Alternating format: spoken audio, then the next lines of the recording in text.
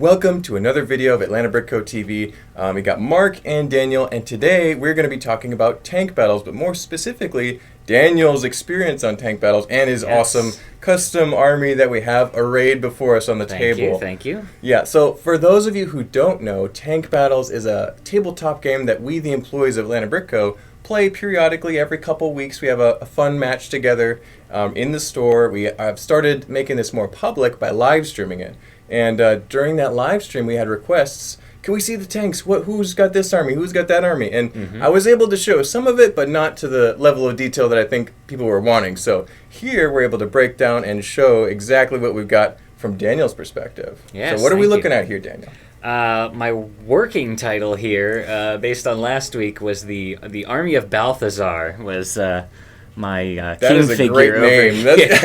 That was inspired by one of the characters in the joust at the Ren Fair that I actually went to for the first time the week before. That's awesome. Was he also red and black color scheme? I think he was actually kind of silver and green. I think they were maybe playing off of like Salazar Slytherin, maybe some kind of thing with that color scheme from Harry Potter. So. Awesome. But anyway, that just popped into my head because that had been the weekend right before last Monday when I played tank battles for the first time. That's awesome. And so this is very medieval in theme, right? Yes, you've got the king, definitely. You've got the wizard, you've got the evil knights. Yes. And was there any? So besides the Ren Fair and the character of Balthazar, he seems very villainous. Oh yeah, definitely kind of some malicious intents going on. Was there anything else that was kind of motivating this particular array and this theme of tank battles?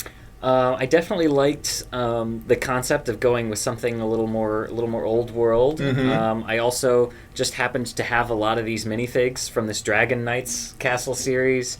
My high school's colors were black and red, so I've always, enjoyed that color scheme. So I was like, yeah, I can have some fun with this. And then that's awesome. The gears started churning, and I was like, oh, I've got some of these old weighted pieces from the old city boats. I could do a trebuchet, a battering ram, a siege tower, of course, is popular. I know Chris has a siege tower as well. It's an effective tank design, actually. So yes, it really... you get good height, you get good bulk that you can hide troops behind things if you need to. You can't physically put troops inside them and shield them. We've tried that before, but we haven't fully integrated that tactic yet. Maybe one day, but maybe so. Yeah. It was very, very simple to learn the tank battles rules. That's good. And I think that's how y'all like to keep it. It wasn't too difficult to dive in, play a match for the first time. No, not at all. Awesome. It's not like I've heard Warhammer is something people popularly compare it to, and that has. Books Math and books and of rules. Yeah. It's not D&D. It's not that complicated at all. It's basically point and shoot and trying to remember some few basic things. That's a good way to keep it, to have special guests and newcomers get involved. Exactly. Yeah, we had a couple longtime regulars of the store. They actually played with us before we kind of got it popular, before the pandemic, all that stuff. So that's where like Ben and Nathan and some they're not necessarily employees, but they definitely are part of the Atlanta Brick Co. family, so they're part of that. But definitely. Yeah, so we've got. Let's break down each vehicle really quick. Sure. And then we'll talk about what was this vehicle good for? Did it have some weaknesses? Would you change anything? Are you going to do any modifications? What are some of your observations having gone through your first battle? Yeah. So let's talk about this one over here. Let's start this side. You got your siege tower. You've got some mechanical action. You want to show me how that works? So this was my loose understanding of how some of Stevens and your vehicles worked, was using this piece with the worm gear here to do some precision aiming. That's good. Steven does use those in a number of his tanks. I don't know which ones, but he does actually use that housing for it. So I found in practice, though, that there's a lot of kind of wobble here coming both from this piece and the turntable beneath it. There's some play in that angle, right? Okay. Yeah, I may have to try and make that a little more rigid, maybe either using like a shock absorber or something else to kind of take that slack out of it to keep precision aiming. Yeah. But overall, this was a good height, a good range for aiming. So I think I was pretty pleased with how that one worked. I think it also looks really cool. I saw you hanging this shield on the front of it that's kind of loose, and it's very looks like the type of construction on a battlefield that they would a siege sort of weapon, impromptu thrown together, which was metal. Also very much the reality of how I was building it in a week or so leading up to tank I'm thinking battles. it's like, yes, it was practically you had to be quick, but at the same time, this actually looks super dope. It's got all this detail and fun stuff. Yes, I was very pleased with how the dragon face came out on the front. That was It's a kind little of going for mosaic, the similar shape of the shields from those dragon at a very knights there. small scale too. So Yes, challenging yes. build. But then I like these. You covered the very simple wagon wheels with these fun tank treads to make it look more give it a little more interest, beefy, give it a little more detail, yeah. traction out there on the battlefield. That's great. And So. does this crystal in this ball do Yeah, anything?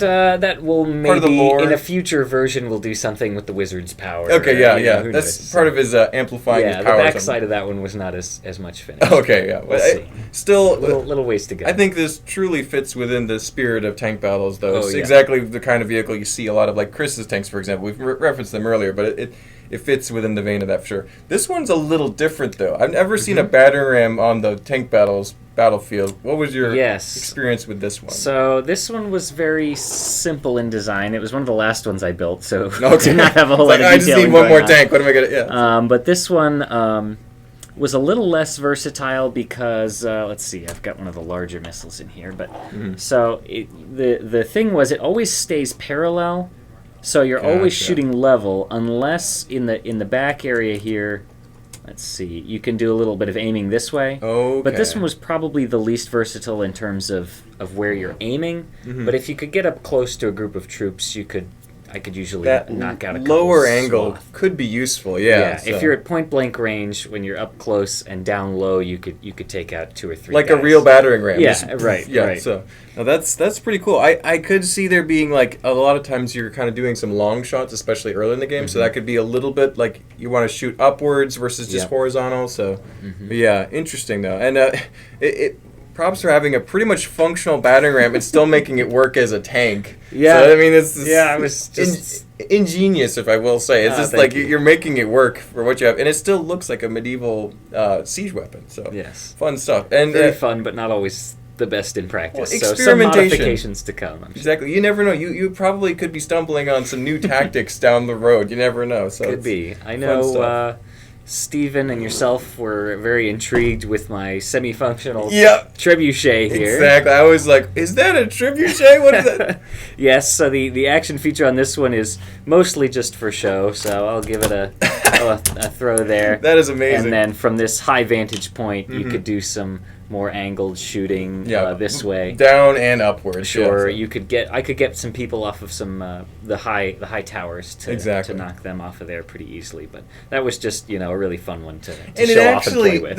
the arm swings like it's launching something. Yeah, it really does. Those weights are absolutely working. Yeah, they're perfect. 2 of those was just about right at this distance Mm-hmm. with these mast pieces to counter the weight of. The leverage Of the weight launcher. works right there. Yeah, Mhm. that's awesome. And it does flip over the top kind of like that. I was like super excited by the possibility that when it launched, it would shoot the bullet at the same time to get that velocity added Yes. to it. Yes. And it does not. You haven't set that up yet, but Not I have high currently. hopes.